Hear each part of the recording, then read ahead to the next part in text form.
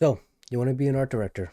So, this series is heavily influenced by another art director that I've met online. His name is Remy Nowakowski. It's been a little more than a year now where he's been sharing career tips on his LinkedIn. And what I want to do is I want to go over those career tips and potentially share my experience with his tips. His very first, so you want to be an art director tip is the following: prep yourself for being alone most of the time. You'll have to fight a lot of battles, but try being smart with picking the ones you really want to win. So there's actually two parts to that tip that I want to break it down.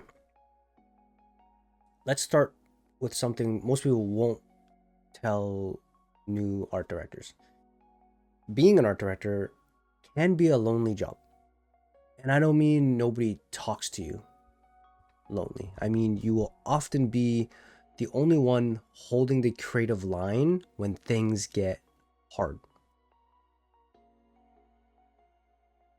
You'll have a team, sure, but when you're the art director, you're the one expected to make the final call. You're the one who needs to defend the visual direction against time, budget, scope creep, and sometimes even your own team or leadership. Which brings us to the second part of that tip, which is pick your battles. You can't and shouldn't fight every creative disagreement to death.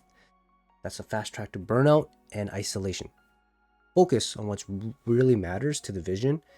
Is it color palette? Is it breaking the rules that we've created visually? Is it breaking character silhouettes? Is it the lighting language, the mood that we're trying to set?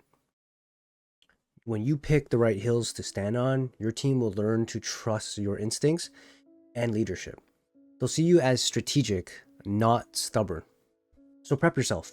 It's lonely sometimes, but if you can learn to choose your fights wisely, that's where real leadership starts to grow. Don't forget to like, subscribe, and drop a comment down below. And hopefully you found that extremely helpful. And I'll see you all again next time.